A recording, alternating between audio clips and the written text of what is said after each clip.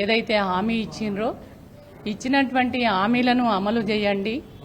మా కనీస వేతనం 18,000 ఇస్తామని అన్నారు. ఇచ్చిన మాటను నిలబెట్టుకోండి అని చెప్పేసి నిన్నటి రోజు మంచి రోజు.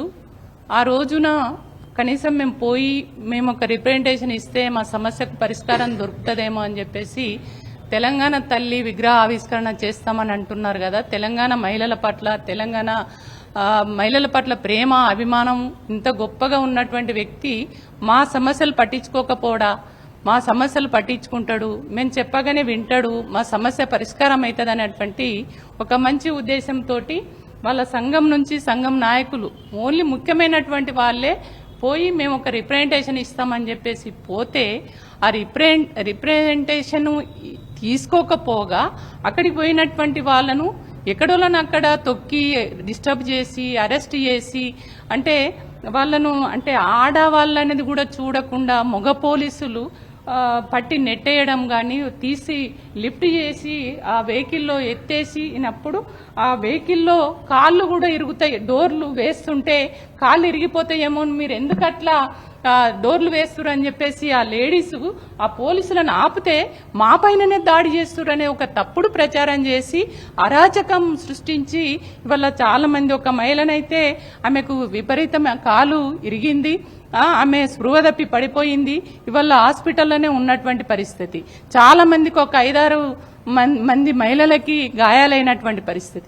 కాబట్టి పోలీసులు అతి ఉత్సాహం చూపించి ఆశా వర్కర్ల పైన ఏదైతే నిన్న చేసినటువంటి దారుణానికి ఓడిగట్టినరో దాన్ని ఇవాళ కమిషన్ దృష్టికి తీసుకురావాలి. వారు ఒక మహిళా కమిషన్, ఎందుకంటే మహిళా సమస్యలపైన తను స్పందిస్తున్నారు, ఖచ్చితంగా రెస్పాండ్ అవుతారనే దాంతో మేము వచ్చి ఒక రిప్రజెంటేషన్ ఇద్దామని అనుకున్నాం. కానీ తను అప్పటికే నేను పోలీసులకు నోటీస్ పంపించానక్క, ఒక ఉమెన్గా మరి మహిళలపైన అట్లా ఎందుకు ప్రవర్తించారని నేను నోటీస్ పంపించాను. కానీ మీరు చెప్పారు కదా, కాబట్టి ఖచ్చితంగా మీరు ఇచ్చినటువంటి రిప్రజెంటేషన్ నేను పరిశీలిస్తాను. దీంట్లో నేను రాసిన దానికంటే భిన్నంగా ఇంకేమన్నా అంశాలు ఉంటే కూడా తీసుకొని మహిళలు ఏదన్నా మహిళా సమస్యలు కావచ్చు ఇతరతర సమస్యలపైన మహిళలు కానీ ఎక్కడైనా ధర్నాలు చేసినప్పుడు ఆ ధర్నాలలో మహిళా పోలీసులు కానీ మగ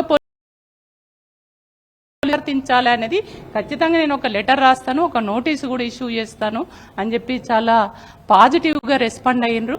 ఖచ్చితంగా ఈ మహిళలు అతి ఉత్సాహం చూపించి ఇట్లా మహిళల్ని లగిచర్ల కావచ్చు, వాళ్ళ ఆశా వర్కర్స్ పైన వాళ్ళు ప్రవర్తించినటువంటి తీరు కావచ్చు, ఇట్లాంటి ఆబ్జెక్షనబుల్గా ఉన్నటువంటి పరిస్థితి ఉంది. చాలా అరాచకాలు చేస్తున్నారు పోలీసులు.